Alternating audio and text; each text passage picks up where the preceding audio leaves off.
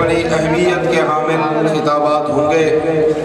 آپ حضرات نے دیکھا سٹیج پہ رونق افروز ہیں شیخ الحدیث عالم اسلام کے عظیم علمی رہنما حضرت مولانا محمد حبیب اللہ صاحب دامت برکاتہم العالیہ جھنگ والے، استاد العلماء محدث کبیر حضرت مولانا عبدالباقی صاحب کوئٹہ والے، استاد العلماء محسن مدارس عربیہ حضرت مولانا امان اللہ ربانی صاحب کوئٹہ والے، پیر طریقت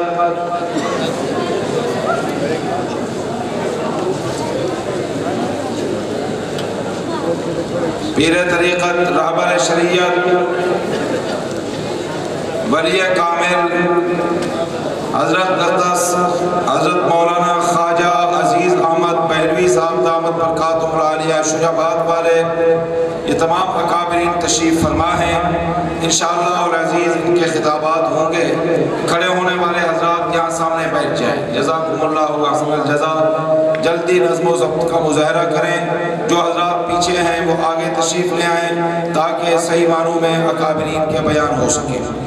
الحمدللہ ہانگ کانگ سے تشریف لائے ہوئے ہمارے مہمان ممتاز مذہبی سکالر عالمی مبلغ اسلام حضرت العلامہ مولانا مفتی محمد ارشد صاحب دامت برکاتہم العالیہ تشریف فرمائے ہیں۔ انشاءاللہ العزیز ابھی ان کا خطاب لاجواب شروع ہونے والا ہے۔ سب حضرات سامنے جم کر بیٹھیں، کھڑے ہونے والے حضرات سامنے تشریف لائیں، جزاکم اللہ۔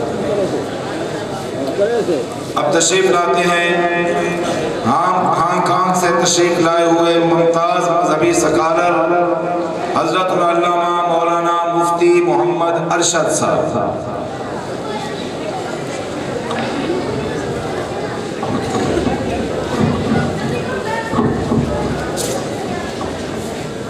السلام علیکم ورحمۃ اللہ وبرکاتہ۔ بسم اللہ الرحمن الرحیم، نحمده ونصلي ونسلم على سيد الأنبياء والمرسلين، أما بعد فأعوذ بالله من الشيطان الرجيم، بسم الله الرحمن الرحيم، إن الدين عند الله الإسلام، صدق الله العظيم۔ وعن أبي هريرة رضي الله تعالى عنه قال قال النبي صلى الله عليه وسلم كلمتان حبيبتان إلى الرحمن خفيفتان على اللسان ثقيلتان في الميزان سبحان الله وبحمده سبحان الله العظيم، أو كما قال النبي صلى الله عليه وسلم۔ قابل صدر احترام حضرت شیخ الحدیث مولانا حبیب الرحمن صاحب مدظلہ العالی اور اساتذہ کرام، شیوخ اور علماء کرام، میں اپنی یہ سعادت سمجھتا ہوں کہ جامعہ عبداللہ ابن مسعود کے اس پروگرام میں آج مجھے شرکت کا موقع ملا، اور اس سے بڑھ کر یہ میرے لیے سعادت ہے کہ صحیح بخاری شریف کی آخری حدیث کا درس ہم نے حضرت شیخ الحدیث صاحب سے سنا۔ یقیناً یہ وہ علم کے موتی تھے جو میرے اور آپ کے لیے زندگی بھر کے لیے کارآمد تھا۔ جہاں اللہ سبحانہ و تعالیٰ کی طرف سے ان کلمات کی ادائیگی پر اللہ نے انعام سے نوازنا ہے، وہاں ہمیں روحانیت اور تبرک بھی حاصل ہوا، اور یقیناً یہ علم کے مینار جس میں آج آپ بیٹھے ہیں، یہ وہ علم کی فیکٹریاں ہیں، مسانے ہیں کہ جن سے علماء اور طلباء جب باہر نکلتے ہیں تو دنیا بھر کے اندر اسلام کے پرچم کو بلند کرتے ہیں، اور وہ اسلام کا پرچم جس کو اللہ نے بلند کرنے کا وعدہ کیا، اور وہ وعدہ اللہ اپنا پورا کر رہا ہے اور ہو کے رہے گا۔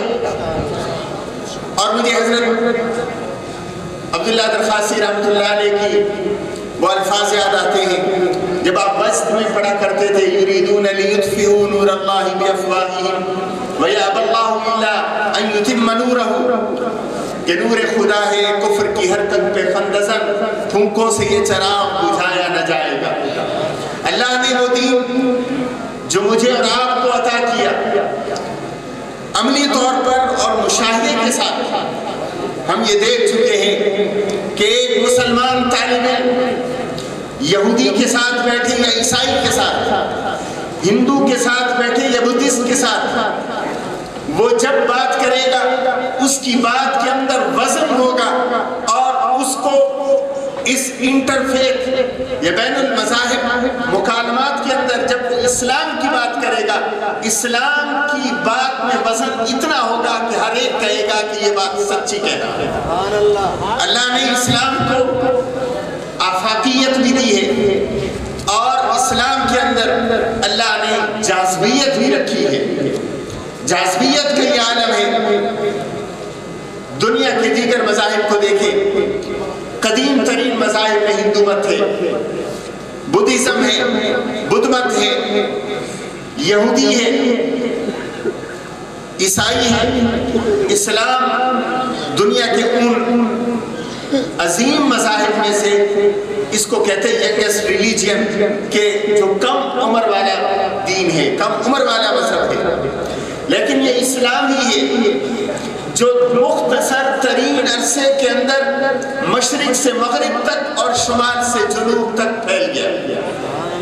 ہر رنگ، ہر علاقے کے لوگ آپ کو مسلمان نظر آئیں گے۔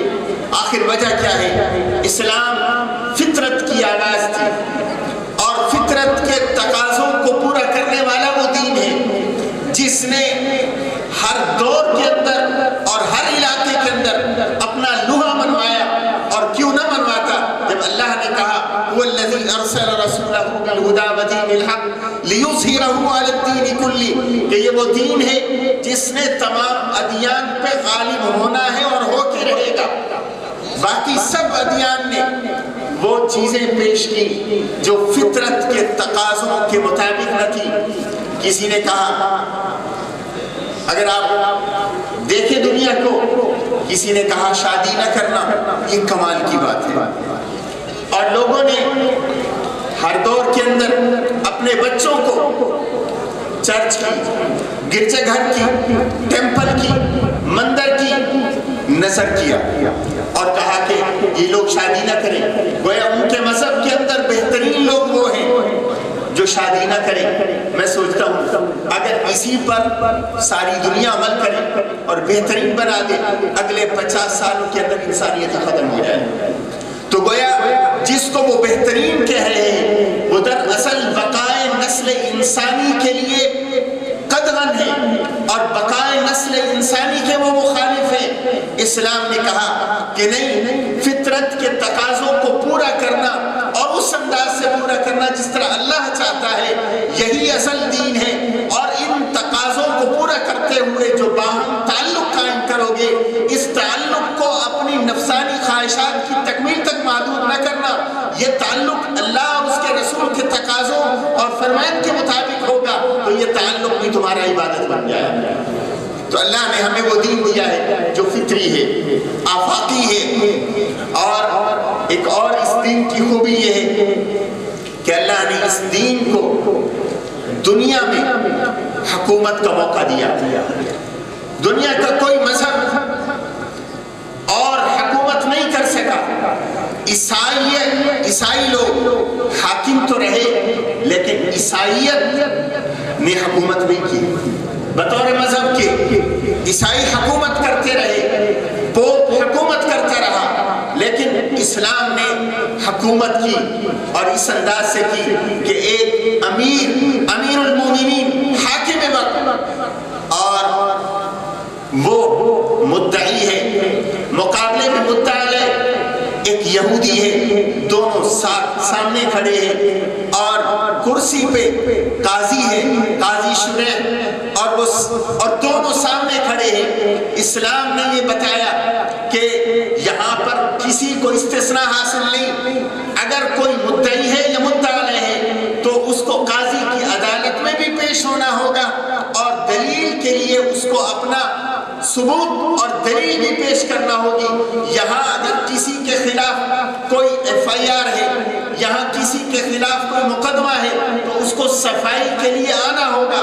یہاں دنیا کی جدید ریاستیں یہ کہتی ہیں یہ صدر ہے، اس کو امیونٹی حاصل ہے، اس کو استثناء حاصل ہے، یہ وزیر اعظم ہے، یہ عدالت میں نہیں پیش ہو سکتا۔ اسلام نے کہا نہیں، چاہے کوئی چھوٹا ہے یا بڑا ہے، اگر کسی پر کوئی مقدمہ ہے، کسی پر کوئی الزام ہے تو لازم ہے وہ امیر ہو کے، حاکم ہو کے، خلیفہ ہو کے وہ عدالت میں پیش ہو کے اپنی صفائی کرے۔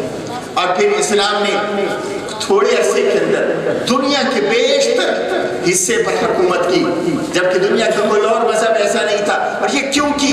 اس لیے کہ اسلام کے اندر عدالت کی، انصاف کی وہ طاقت تھی کہ دنیا کے کسی اور مذہب کے اندر نہیں۔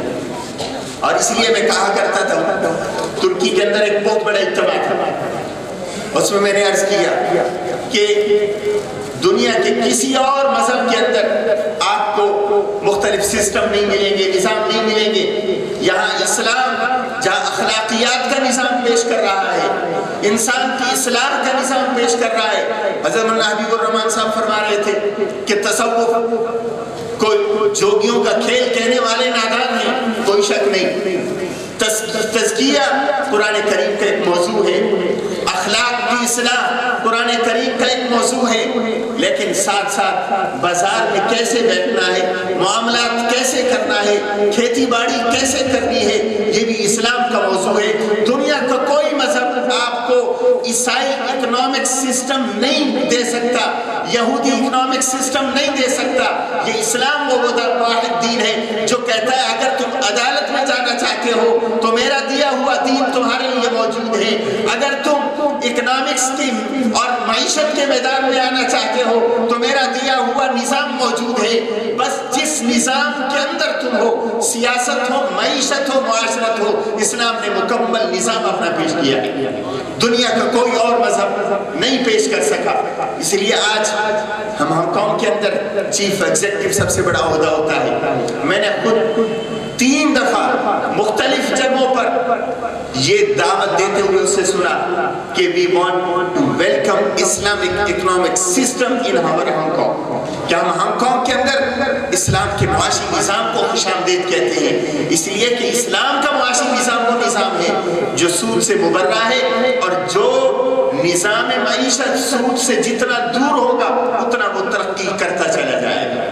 اس لیے اللہ نے ہمیں یہ دین دیا ہے، ہم اس کی قدر کریں اور ہم اس کی قدر کریں اور اس کو دوسروں تک پہنچائیں۔